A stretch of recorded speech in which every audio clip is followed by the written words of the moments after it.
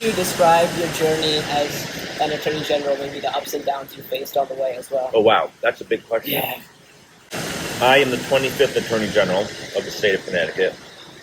I was elected in 2018, but I'm the first Asian American elected at the state level in Connecticut's history and the first statewide elected official and the first Attorney General of Asian Pacific American descent.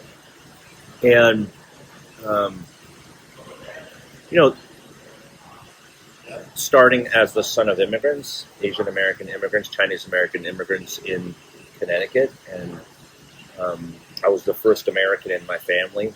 I don't think anybody could have foreseen that I would have the opportunity to be an Attorney General and the Attorney General of my home state. And I think that speaks to the greatness of who we are as a country and what an incredible place Connecticut is to grow up and raise a family. And also, how would you describe the rule of law so teenagers could understand it?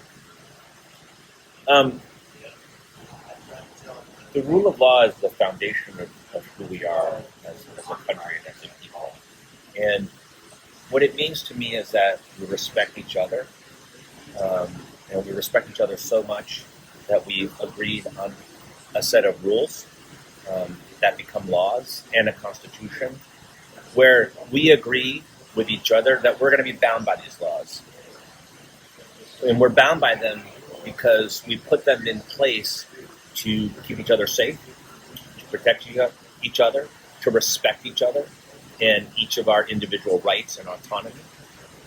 And we respect our each individual role in self-governance.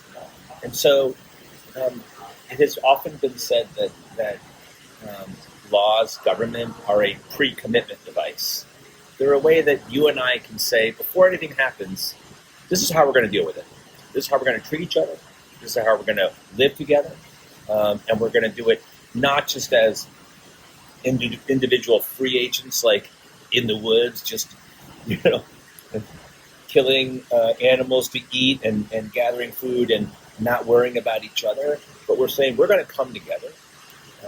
And we're going to form a community and a society, and we're going to be partners in this. That's what the rule of law is. Yeah, and last question is, in this day of rapidly growing and evolving technology, how can teenagers stay safe and secure? Teenagers and people in general need to have respect for the awesome power of technology.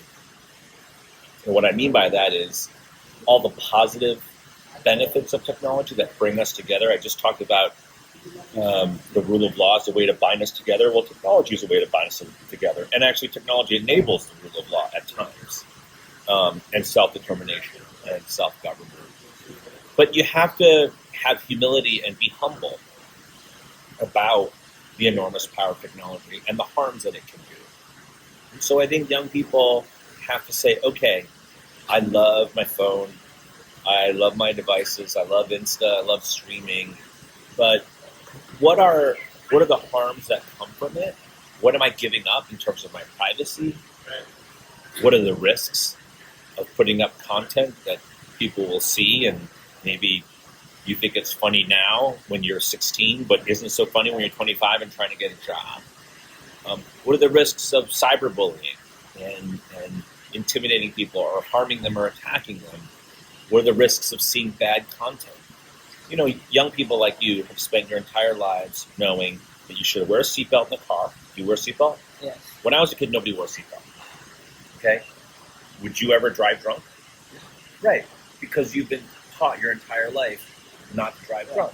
But my generation, people didn't receive those messages, and I think people didn't understand as well as you do that it's a horrible idea to drive drunk.